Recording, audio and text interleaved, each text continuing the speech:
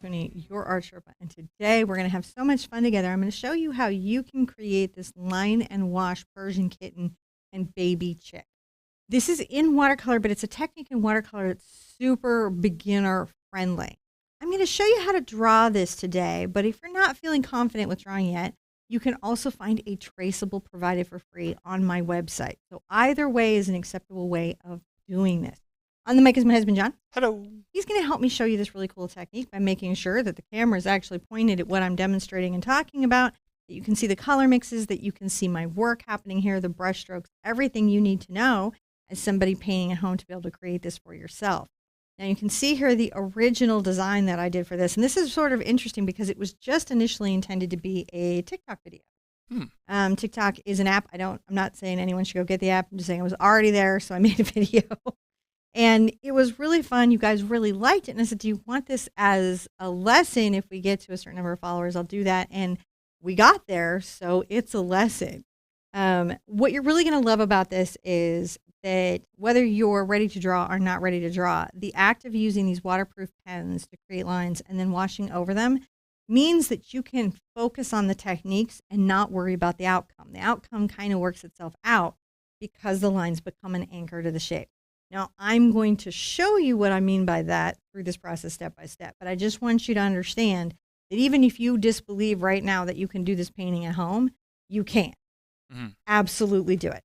I'm going to take my reference and put it to the side over here to be held by my brushes. My brushes will hold my painting. I'm using Fabriano 140-pound watercolor paper today. This is super important for you guys that you use the right paper. This is one of the first things that messes up new artists in watercolor with getting the results that they're looking for. Can I scooch over a little bit from the gray to the middle, babe? See, Stan Hans moves me over. Oh, anyways, see that it's that kind of goodness, and I might even put the anyways.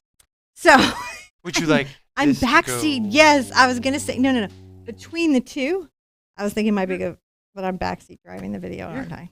No, not on the palette at all. Not on the palette. No, there would be its perfect spot. Okay, I can do that. There's a paper towel between my watercolor paper and my palette, and you want one of those too because that helps you control the amount of water on your brush.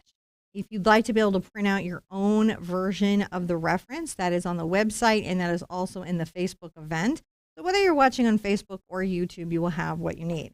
Now, another important thing to know about this 140-pound watercolor paper, this is cold press. It means it's bumpy. That lets the water kind of pool and do some unusual artful effects. Some people prefer hot press. That's smooth. I'm going to open this up. Another thing is that's in a block. Now, you're probably familiar with the pad where all the pages are loose, but this has a padding compound that glues all the pages temporarily together until you pull them apart at the opening keyhole at the top right here. That stops the buckling that messes up new watercolor students. Okay?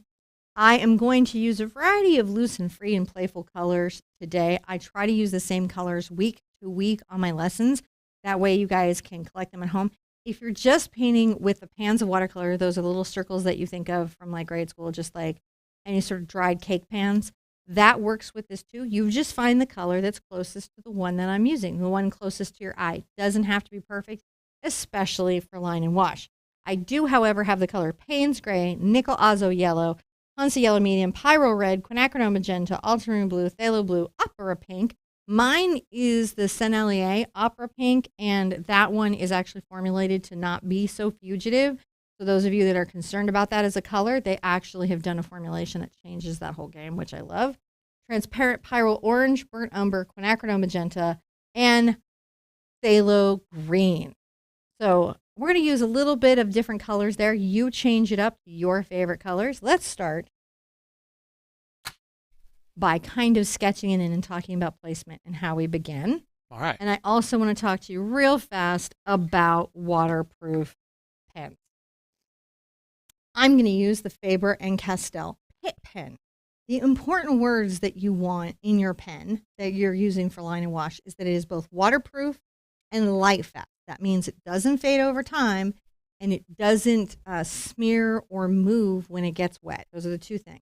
Sharpies can smear or move sometimes even after they're dry. So if you're going to use a Sharpie for today's project, you'll have to do that at the end when your watercolor is completely dry, and you'll just use your pencil lines as your guide, okay? So you can do it either way, but I do recommend investing if we're going to be doing this technique a bit, and we are because there's so many cool designs, girls with violins, couples kissing by the Eiffel Tower, girl with cowboy hat and flowers and a horse.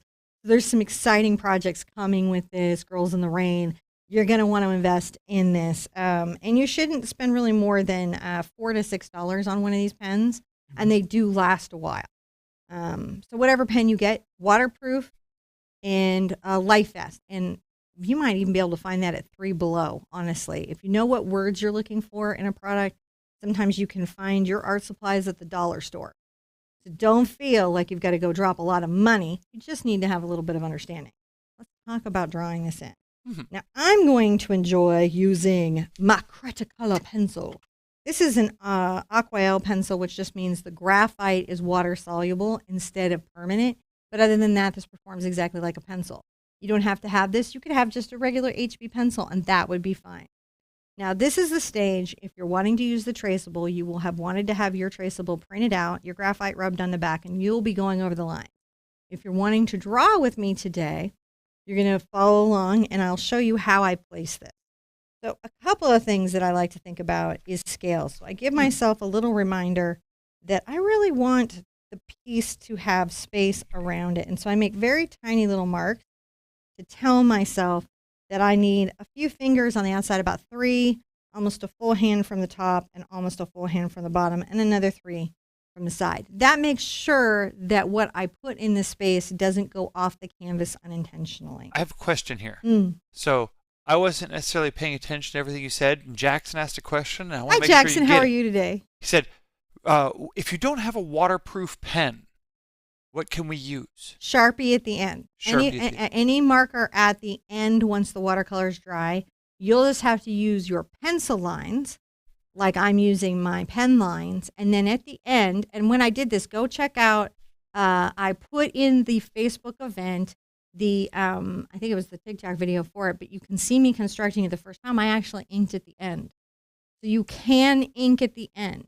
Okay. Though the beginner-friendly version inks at the beginning. That's why we're doing it this way. And honestly, it's really fun. But if you've got to ink at the end, just make sure your watercolor paper is thoroughly dry before you ink. Now, we have this wonderful little kitty's head, and I'm going to give myself a little guide and say, I want my cat's head to take up about this much space on my paper. And I'm going to say that the eyes are going to come at this meridian line. So I'm a few inches down from my guide to the top, and I'm giving myself almost a hand's width for the cat's face. Persians have very large, flat, wonderful faces. So that's one of the first things that you'll want to capture. Interestingly enough, I'm going to come in here and I'm going to give myself a meridian line, as you can see right there. That's going to let me know the angle of the face. It's very light what I'm doing. You're going to see it when it gets inked in. I'm going to come here and almost in line with my nose, almost in line with my eyes, I'm going to put in my little kitten nose.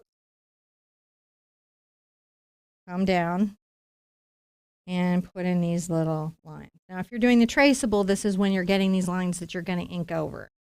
So we're all kind of actually working at the same place. I'm going to do my left eye over my right eye first. This is a really good tip. If you're having trouble matching up your eyes or getting symmetry, start on your weakest side first. If you begin on your weakest side first, you'll have an easy time matching it up on your dominant side. I don't mean switching hands. I mean, like, if it's harder for you to draw the left eye than the right eye, start on the left eye first. I'm going to bring a little line up and a little lash over. We need to have big, big, big, big, big eyes. All right. I'm going to bring this down here and a little tear duct. Now, I want at least an eye's distance, maybe a little more between those two. And it's going to be a lot easier for me then to match up. Isn't that a wonderful tip to start on your weaker side, not your stronger side for drawing? Because then you're giving your stronger side a chance to match up, and you'll see that it's easier to do. I'm going to put in right here in the center of the eyeball right here, I'm going to put in a half little bit. It's like a little jig up. And then come down here and a little jig up. from the outside corner of the eye up here at what is the top of our head, I'm going to think about a tiny little fluff ear. And then over here, their ears are often coming off that corner of the eye. So sometimes when you're drawing, you will use things to help you anchor. I want the chin to be narrow, and that way I can be big on the face. I'm going to come here, and let's say that our paws are going to end somewhere around here. Mm-hmm. I'm going to bring a very light and curved line down, kind of an inner curve. It's still about 3 fingers from the side, and the curve is a gentle slope down to just above my breaking line. And that's going to let me make a paw. Right? Just that's a little paw. And from there, I can come in and loosely sketch what is going to be my back paw. Tail comes up and goes around and is just going to be openly fluffy, and I'll show you how to do that with the ink lines. Now the little chicken covers up a lot of his other paws and body stuff, so we want the little chick to start here. The little chick is almost underneath his chin. I'm going to give myself a slightly light round circle, and then another angled down oval that comes off the head. Right. When I have that, I can give myself the dividing line for the curve of the eye. Mm-hmm. And I'll begin the beak. The beak's an interesting little creature because on the chicken beak, you kind of come out in a little gonzo nose. That's what I always think of. Mm-hmm. And then just add a little bit at the base, and that helps me find my little chicken nose. And then we're going to give the chicken a big eye. Baby chicks have big eyes. Baby animals have big eyes. So I'm going to arc up.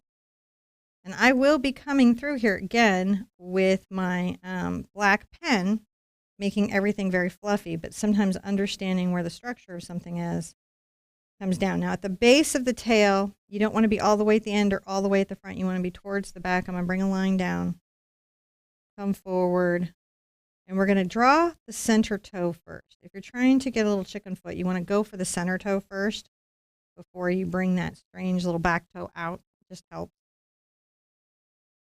And then I'm going to bring a little side toe over here. And that gives us that little, oh, I got a foot. They have actually pretty good feet, sturdy feet.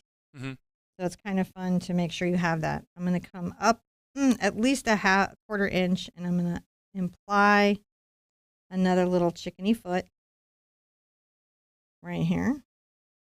Kind of going on. Taking up space. Maybe even, I might bring that down a little bit. I might give this chicken more fluff. And I want to draw real light because if I change my mind, like I just did there, you know, I'm going to want to do that. Now I'm going to imply that there is a little paw here behind this second little foot. And so we don't see some of what's going on over here. That's just hidden behind baby chick. Right? So that's what we've got going on.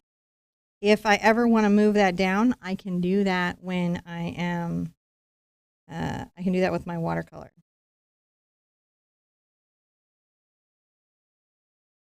Again, this is what you're doing. You're doing the traceable right now, so if that's what you want to do, you've got that. When I have enough lines in to know where stuff is, whether I've done the traceable or I'm doing a pencil, I'm going to come in and very carefully ink in anchor points. So I'm going to come underneath the nose and make sure I'm kind of talking a little bit about nostrils. This is using that Pitt pen. This isn't going to go away when I wash all my colors over it. So no matter how I do with this, I'm going to actually shorten my little line on the mouth here. Sometimes when I'm drawing, I will see something and go, oh, I want to change that right there. And I will. I'm going to come underneath, make a few little lines to show shadow. No. I definitely want to come up the center and anchor the top of the nose here. Yeah? Very important question. I've got a very important answer. What kind of kitten is this? Persian. Persian. It's a Persian kitten, tortie. Huh. I'm going to come up over the eye and bring a little line out. I might come out with a few more of those lines. Interior eye, And this is just going to make sure that when I wash over it, I'm not having trouble. I can come here, and this is sort of fun. I can make some little lines that talk about fur up top. Isn't that fun? Mm-hmm. I can also make some little lines that talk a little bit about what happens under the eye. Come here, throw it back in. It's okay if I'm going to do a second little lash there.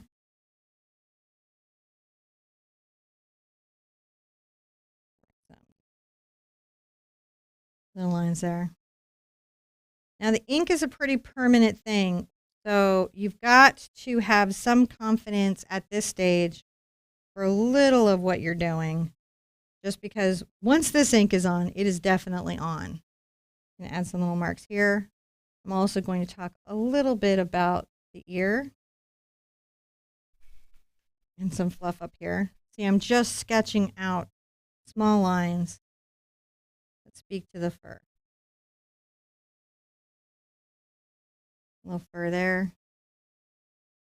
A little fur there. I like to do a couple little lines under the chin and a lot there. The chicken, I'm going to show a little bit of the fluff. I'm on the toe of my brush, and these are little big and small marks. Can you see how I dance that pen around? Little line over the top. Come underneath. I'm going to just speak to the nostrils. We don't need to know more about the beak than the nostrils, right? Little fluff here. I do think it's a good idea to exaggerate fluff of baby chickens. Mm-hmm. I'm going to go ahead and put in that foot. And I may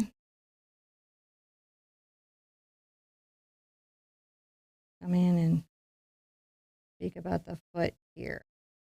Put that second little foot there.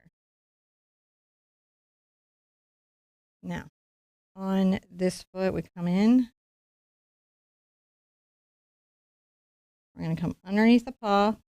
I do like to do some little fur lines there, and I like this outer pencil line that I did to have little rough fur lines.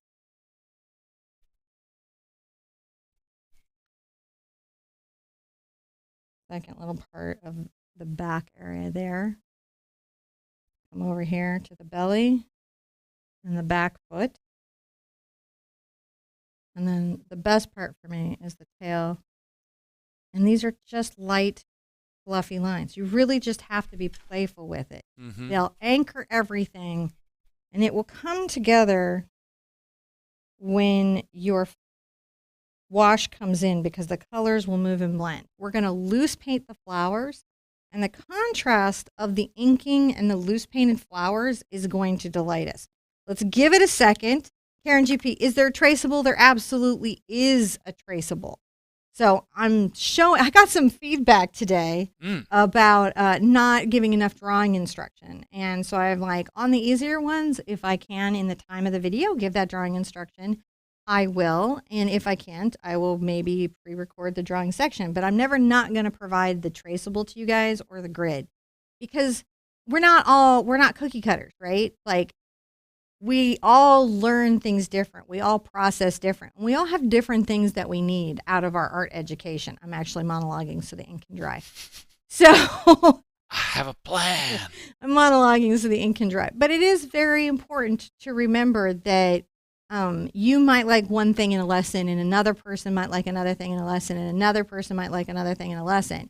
And so as a teacher, I'm going to do all of my darndest to make sure that each of you gets what you need to do the lesson. If it's an unreasonable request, I probably won't meet it. But if it's a reasonable request, even if it's asked in an unreasonable way, I will listen to it and try to meet that. And talking a little bit more about how I draw things, that seems reasonable to me. So here on these line and washes, if we can talk about it a little bit, I will. And if I can't, I won't. And it will just go lesson by lesson depending on what I want you guys to get out of it. So traceable, yes. And this particular one, because the shapes were very simple, lots of round shapes, I talked about the drawing of it. All right. Valerie Sisson says, I love Ink and Wash so much. Karen A says, thanks. And Hope Healer says hi to Jenna. So people are running into each other. Hopefully we're doing okay over on Facebook. I got off my page, so you know how you do. I'm like, I'm not seeing the live over there. It's going to be a good day for it, I have to tell you. Very much so. So now we've got this in. This should be fairly dry right now. You can always test it. You can always come in an area where it's not going to be a big deal if it bleeds and go over it with a little bit of a wet brush. Now, my pencil is all that's moving here, if you guys will notice. The pencil is water soluble, but the ink is not. And I'm working it. So I know I'm in a good place to do it. For the Kitten Face, I'm going to put out, let's see, I've got some Quinacridone Gold. I'm going to put out a little Quinacridone Gold. And I am definitely going to replenish my Opera Pink and my Payne's Gray. Nice aqua pink. This is the one that isn't Rose Opera. This one isn't having trouble with the light fastness. So if you were looking for that, you've got that. And I want to find, my favorite gray, though, is the Core Gray Watercolor. And I know it's in this thing because I put it in there, but I have so many little tubes of paint now. There it is. This one is my favorite Payne's Gray.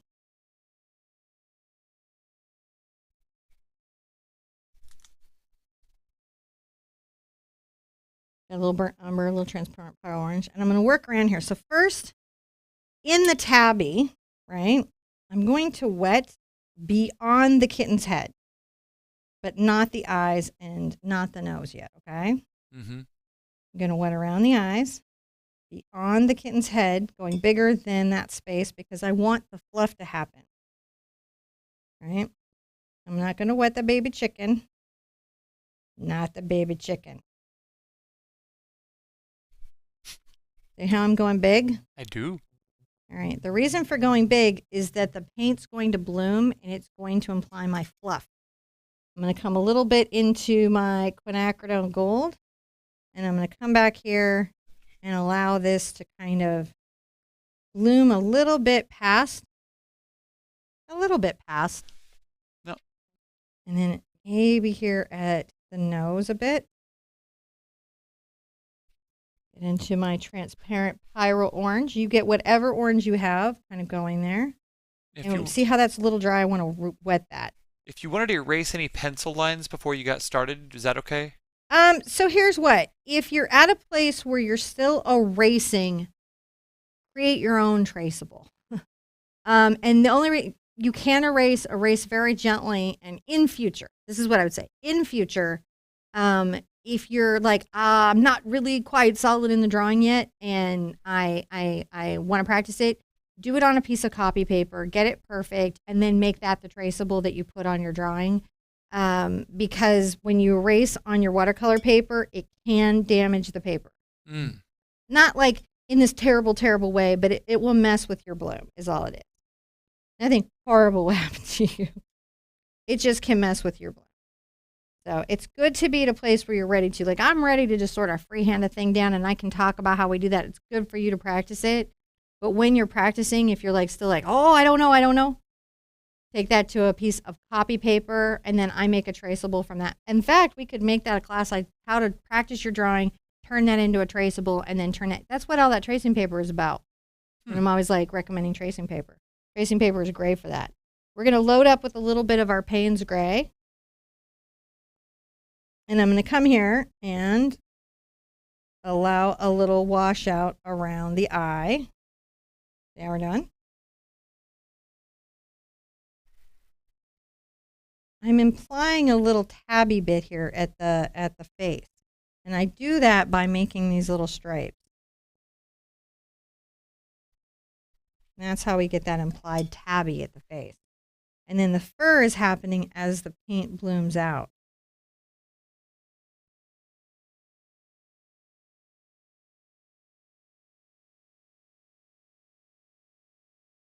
Go over the nose a little bit here and come around, making these little stripes. Now you're getting to practice your loose watercolor technique, right? But you don't have to worry about any of the stuff here because what's happened? These structure lines keep it a kitten. If you're trying to keep it a kitten, the structure lines are going to be your friend. I'm going to bring the water down into my kitten body. Now on the paws, I'm not going to bloom past the paws. I want the blooming to stay within the confines of the paws. But where the cat could be fluffy, I will take the water past that. So that's how you sort of plan that. So I know I'm like, oh, I want that to go a little bit fluffy. I might get some of my burnt umber and quinacridone gold involved in this, right? One little burnt umber. And we'll come here and paint the little paws out.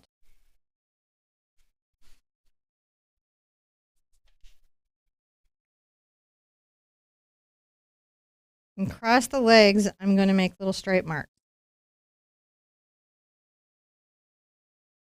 Because I'm kind of implying a little tabbiness, aren't I? And come back with my gray. Load up pretty well.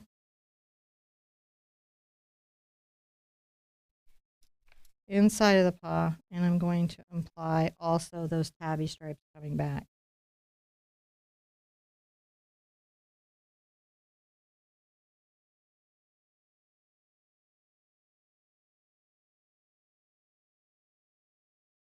Coming down the belly and letting that be a little bit gray.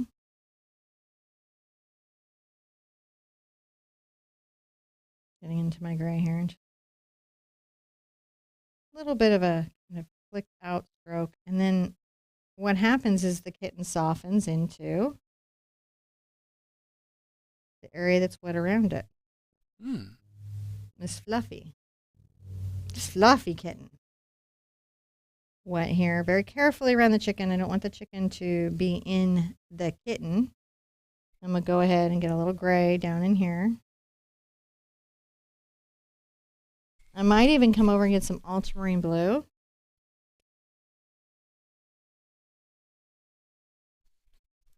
Come under the little chin here and play with the stripes with that. Last little wash up we want to do is the tail. I'm going to wash up the tail. And get my burnt umber and a little quinacridone gold together. Kind of make some little tabby stripes coming up. They're blooming out into my gray. Well, that one went big. That was nice how that one went big. Oh, yeah. I want that at a tail, so I'm just loading that heavier. And that's how it makes that more. Yeah, with the this is a function that I really love of the Payne's Gray from Golden Artist Colors in their core line. If you don't have that, you can get something called ox gall to add to your water to get that effect, even if you're painting with Crayola. All right, let's get some more of that going a couple of places. I think that'll be nice. I'm going to load up pretty heavy. And I'm going to bring in some strong marks with that and allow that to bloom out so that there's a bit of a little tabby and fur effect, which I'm really liking very much. I'm going to bring some little stripes of tabby stripes up over the eye. Yeah. Everything is still wet here, so this is still working. Where it's still wet, you can really do that. That pen didn't bleed at all. No, this is why it's my favorite. I might bring some close together little stripes here. They come into my ears. Sort of darkly paint those in. Come into my ears.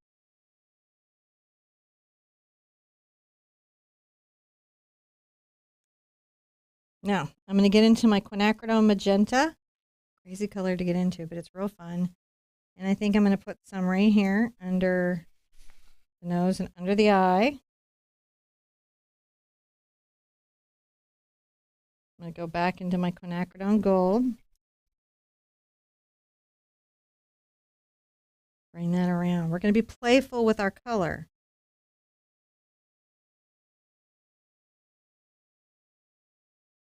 Now I'm going to get into my power color, which is my nickel Azo Yellow. Can you see what a bright yellow that is? You pick the brightest yellow on your palette. Mm-hmm. I'm going to come here and just make sure that this side is also fluffy.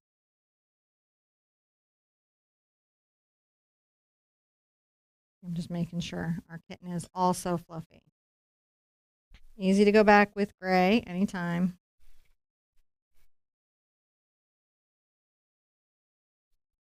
And gray up the kitten.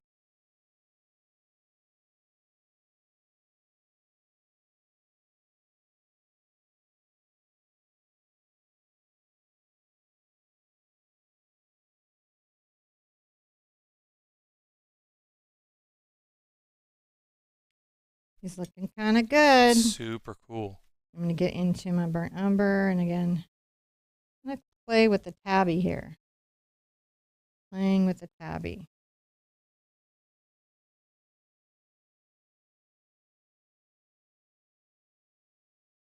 Phthalo Blue. Unexpected pop of color, isn't it? Back into my too much Payne's Gray. Back into my Payne's Gray. I'm over the top with that.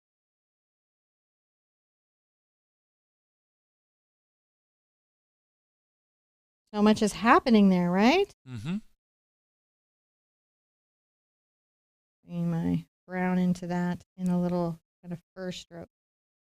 You see, it's like you give that general stroke of where the fur is going, and then you allow everything to bloom. Yeah. And you let all that have just a little second in its world. Now we're going to need that to dry for a second. So I'm going to take a sip of my drink. In an ideal world, you always want this to fully dry on its own without the aid of a hairdryer, because it's going to continue to diffuse and soften and become more delicate as it dries. I have something for you to talk about. I'm happy to talk about something. What would you suggest are the critical starting stuff to get started in watercolor? What would be your, like, because there's a lot of folks out there who are like, I want to do this, but they don't know what to start with. I think the paper is the first big deal for you. Strathmore makes a 140-pound watercolor block that's in an economy range that is very decent. I'm not a huge fan of Canson because of the way that they size their paper, and the way the paint sits on the water is a little different than my personal preference. Lots of artists like it. Nothing wrong with the company. What you wouldn't know as a new artist is that sizing really impacts the paper, the weight of the paper, and the construction of the paper. So if I was to do this on copy paper, I wouldn't get these results, right? The paint would sink in, or it would stain in, and it wouldn't go where I wanted it to go, and it wouldn't soften as much as I would like.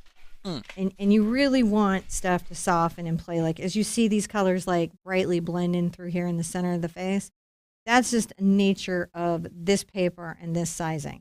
Fabriano is a very good company. These pads, I see them, are about 20 on Amazon in the 9x12 size. So that's the first thing. One good brush. So this is a number 14 Raphael Soft Aqua. You got to have a good brush. This is a good one. The brush guys have this brush for about $8. If you use the Art Sherpa as a discount code, you could get another 5% off. And you can find this at a lot of locations. I do like this brush. The other brush I kind of like doing is the Corel number 6 round. But here's what I love about this. In watercolor brushes, the very good brush is made of some type of sable or squirrel or some animal. This is synthetic, and it performs exactly like the real thing. In fact, I had to talk to the manufacturer because it felt so much like squirrel and behaved so much like squirrel. I was like, is it squirrel? And you're just like saying imitation squirrel on the brush, because I can't tell people to use it. And they were like, no, it's really imitation squirrel. It's a special tack line. Like, we engineered this whole thing. It's like a big deal. I'm like, oh, good. So imitation squirrel, no actual squirrel, little imitation squirrels. They're robots. They're robots. So the Soft Aqua number 14, I really like that size. You can do most of your painting with this size brush. I do recommend getting some type of resist. If you're really, really new, get a wax crayon or a white crayon. That helps you hold the white on your paper in areas you might have trouble. If you don't want to do that, you could get some acrylic to like one little bit of white acrylic to paint over the top or gouache. It's very nice to have one of these waterproof pens, I think, as well. So you can do things like line and wash. I have what I consider to be the perfect paint colors here. And I like Core. Here, I like Sennelier. I like Core.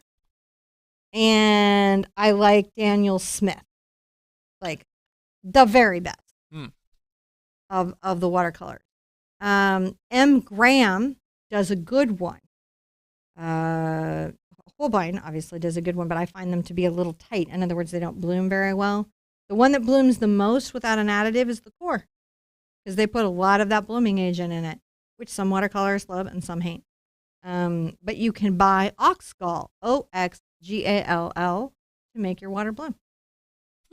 And I do like these colors. My colors are listed in the description. I think you can get them in tubes or pans, both. All those companies make both pans and tubes.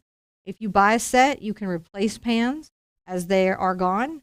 If you buy tubes, you can replace tubes. And if you're going to use a palette, porcelain. This is an insanely nice palette. You don't have to buy this palette. A butcher tray, a porcelain butcher tray for about $6 is as performance-wise as good. Sometimes cooler because it gets that magnetic magnetic Thank you for stuff. allowing me to monologue, because I needed to do that because I'm letting this dry. Now, at this point, you can see that this edge, and John, can you get in on this edge, how it's become fluffy over here? It's fluffy, fluffy, fluffy. Let me get in there All right. Focus on the fluff. Good to see everybody today. Definitely, if you're doing questions, especially on Facebook, put them all in caps. So the moderators can either send them to me to ask me in the live show, or so that they can get you the link to the resource.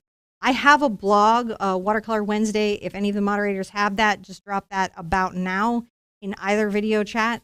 That one covers all the materials I'm using. It covers, if you don't have a block, what you should do. If you color exchanges, I mean, it answers those beginner questions. And you just go to the blog. It's a free resource. Very good. All right, it's looking really lovely. And I think, so I'm going to dry him. If you at home don't use a hairdryer on yours, you want it to dry naturally, but I want to move on to the little baby chick. Okay. So I'm going to dry him. So do his eyes, nose, and baby chick. You at home, allow your paper to resolve itself in its own time. All right. So that's what she's saying. Yeah, just make sure you the reason why you want to make sure that it dries here is so that when you start to paint the yellow, it doesn't bleed up into the other colors. So you want to make sure that your surface is thoroughly dry there, and that will help take care of that. Don't use heat, because heat's not good. Just air moving over the surface really does a great job of making sure that that gets done quickly. And don't forget, if you're looking for any of the reference materials or stuff, that's all in the description down below. Now, the buckling, which is, you can kind of see me do this here where the paper is kind of warping, as the block dries, right? As the block dries completely, this is dry enough for me to paint. The water won't bloom into the cat, but it's still drying under here. It will dry flat. It will absolutely dry as flat as this flat. Flat, flat, flat. So don't be worried. Okay. Now, today I'm going to do my reflections with acrylic, and I'll show you how to do that. You could do it with a jelly pen, a white jelly pen, or Posca pen, or gouache. You've got options. You know, don't feel stressed. I'm going to go ahead and get a little of my Payne's gray, and I'm going to kind of come into my nose and just make sure the little underneath of the nose is a little bit dark, and I'm going to bring some of this down so that we have our little chin be dark, because certain elements of the kitten's face I really like to resolve. I'm also going to come in, and I'm going to do a weird thing. I'm going to go into the eye, and I'm going to get the cat shape of the eye a little bit wet with my brush. Okay. And then I'm going to grab a little bit of my Payne's gray, very loaded, well on the tip. And I'm going to just paint in that iris. But notice that I'm not doing it all one value. So some of it's dark, and some of it is kind of like the light gray, and I'm letting it bloom in. That's a really fun thing that we can do. And I highly recommend it. It is a good look. Mm.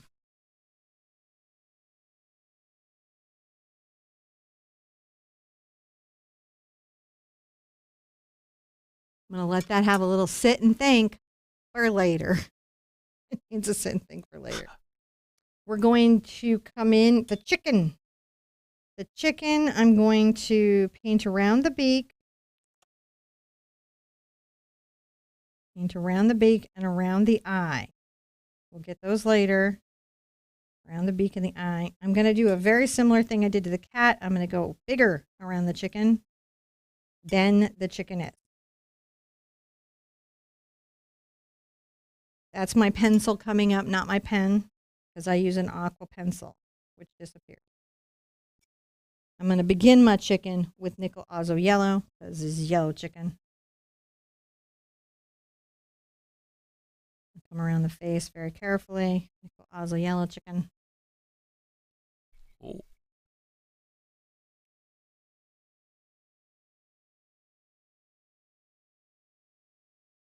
That's a very vibrant.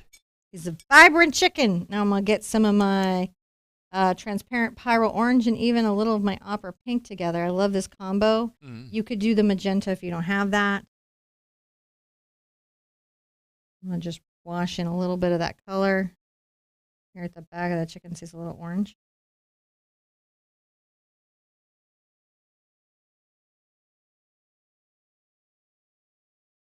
A little more nickel Azo Yellow.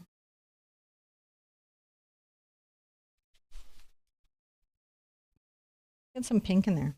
I know. It's so fun. Play chicken with the chicken. Come back with a little yellow. I'm letting the colors really bloom and happen. So they're going bigger than the chicken. Hmm. Now this is bigger than fluffy chicken.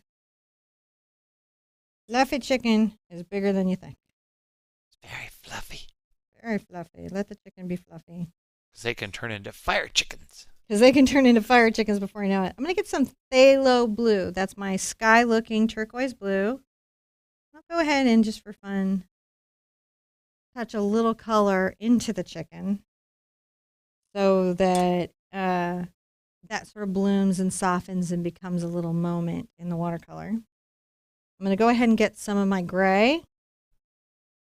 And because this is now dry, I can come here and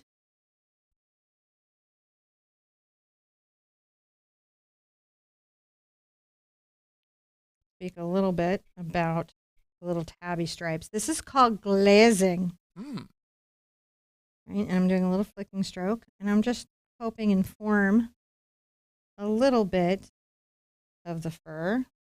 I come into the, I think I'm going to get my magenta and my transparent Pyrrole Orange together. And above this nose, and into the gray, I'm going to blend that. Sort of fun. Maybe back into my gray here.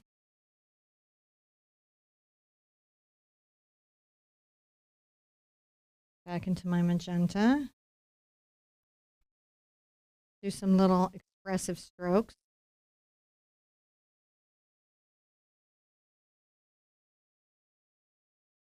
This is where it's dry, and I just do those few little expressive strokes. Put some of my blue in here. To just kind of start to talk about maybe how the fur is. Not so much on the tail, though, you'll notice. I'm letting the tail be the tail. If the eye is dry, I'm going to rinse, rinse, rinse, rinse, rinse, rinse, rinse, rinse. I'm going to go ahead and go around the pupil and get the eye a little wet. Hopefully enough around the pupil. If I miss it, I'll have to come get it out. I'm going to get some of my Phthalo Blue. I'm going to touch here at the inner corner. Come around. It's going to bloom to the inside a little bit.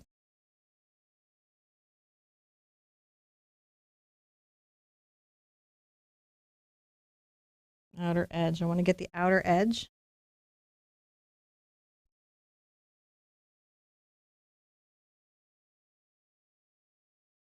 and allow that to kind of rest. And if you get that just right, you'll get a cool little halo on the inside of the eye kind of organically that's fun to play with. I'm not going to paint out this little white spot here. Sometimes when you're in watercolor, and if I can encourage you to do anything, even as a new student, if when you have little moment where the paper has remained white and it's like a pop of bright, resist painting it away until like much later in the painting, because often it's the element that creates the expression to the piece. I'm going to get clean water just because I really want bright colors for the next bit. And on the little baby chicken's eye, I'm going to go ahead and get this a little wet. And I'm going to get a little of the blue as well. Ooh. And then maybe some of my Phthalo Green. Kind of tipped in there. And then I'm going to get some of my orange.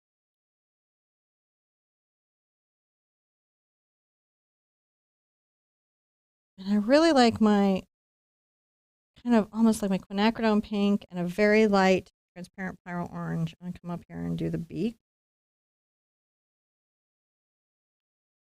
And down start to do the little chicken foot. More into the orange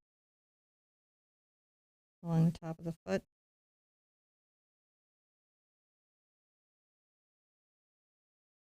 And if I have to, I can come in and get a little top of yellow and just let that have a moment.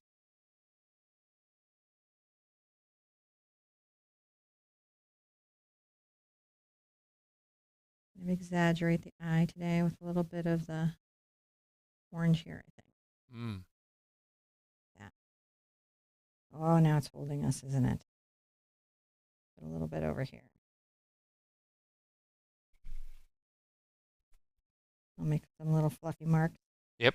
They're so fluffy. They're so fluffy. The fluffy marks are so fluffy.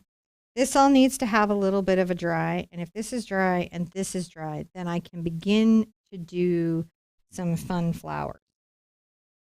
Okay. So I'm going to come over here. And let's get our opera pink out. Such a fun color. Again, just get your brightest pink, whatever that happens to be, into the works. And, you know, get your good orange out because those are going to be great. I'll be working my yellow. This will be fun. I'm going to come here and create a little shape. This is a regular little shape. It's papered. Mm-hmm. And I'm painting the expression or gesture of a flower. Not really the flower itself, but just its expression. I'm going to take a little yellow and I'm going to tip it in the inside of that pink. That's pretty dramatic. I like that. I'm going to grab a little of my pink and I'm going to come up here and make a little C mark.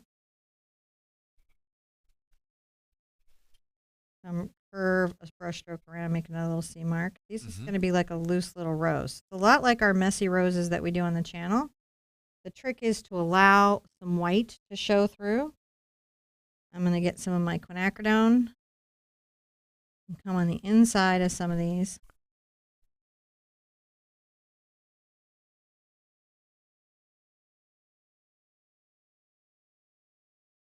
And allow that to bloom out a bit. You can even come get your yellow.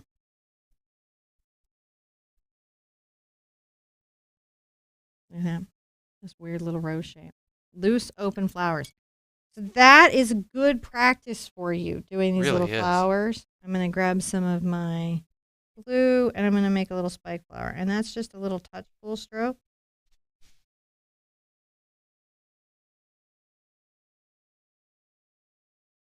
Sometimes I'll come into my quinacridone and Phthalo Blue and give myself a nice dark purple.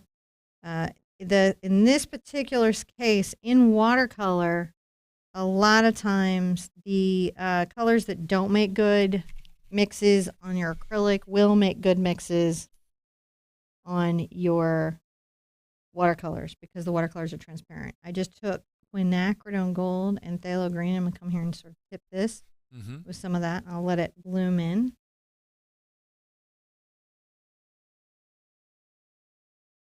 I'm making the gesture of leaves.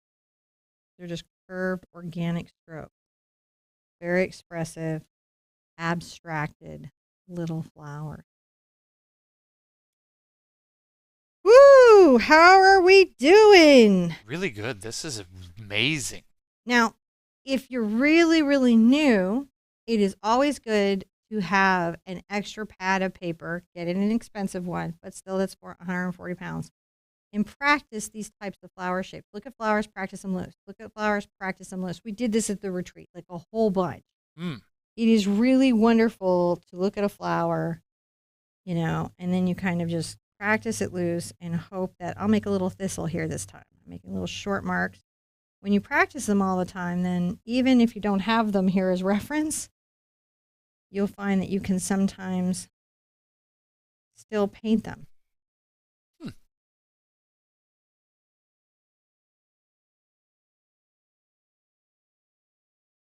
Get some green over here with my Quinacridone Gold.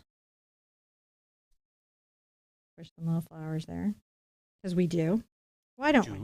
Because we do. I think I want some more pink and orange. I love this combo. Some of the tricks is to leave little white open centers to this.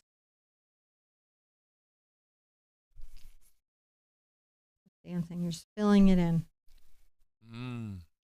If I'm ever going to do one color, sometimes it's nice to come back with a second color and let them ombre out.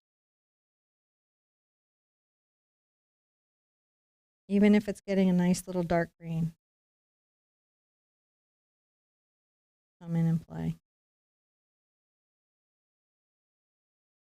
I love making the little weird flowers. Come make weird flowers with me. I'm taking my Quinacridone Gold and my Phthalo Green.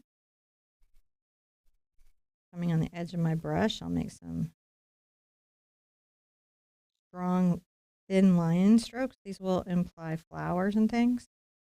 And I can come behind the kitten, so even though that the fur has bloomed, that doesn't mean that I can't find the kitten's shape with my grain. And then also inform a little bit about how furry the kitten is. Look at that.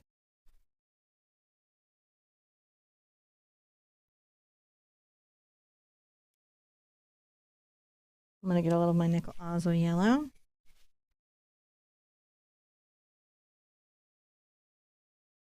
Maybe some of my Phthalo Blue. I rather like that little grouping of flowers. That makes me happy. So while I'm here, I'm going to come back down because my chicken's little eye is looking pretty good. So I'm going to come here with a little bit of my gray. Come across the top because it's dry now, so I can do that to give it a little more chick. Oh, I see it. Give them a little more chick. I may do the same up here. Come across.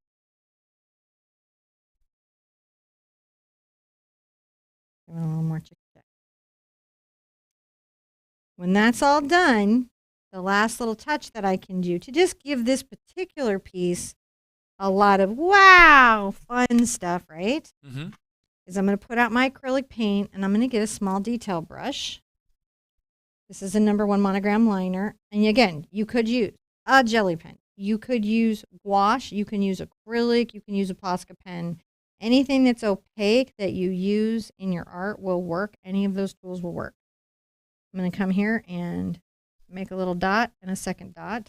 This is the water reflection of the eye.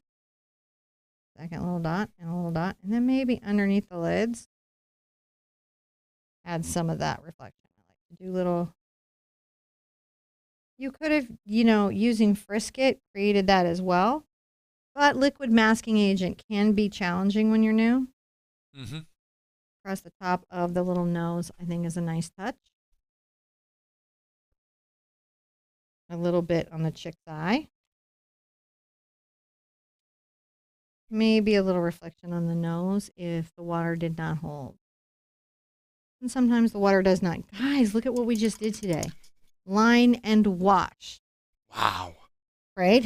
Not ready to use the traceable. That's okay. Ready to draw, but not on the watercolor paper? Practice it ahead of time. Make a traceable of your own. Ready to draw? Use light lines, very light lines. One of the things that you'll see artists who have a little experience doing is we use light lines because we might want to change our mind and move the foot a couple times. I like these aqua pencils, these graphite aquarelles, because they go away as I'm watercoloring and the lines disperse. But know that pencil lines are normal and expected and something that is traditional in watercolor, so you don't have to worry about them. I'm going to sign this with my Pitt pen. You can sign your painting with any of the media you made it with. So, what do you guys think? Did you absolutely blow your mind with your kittens?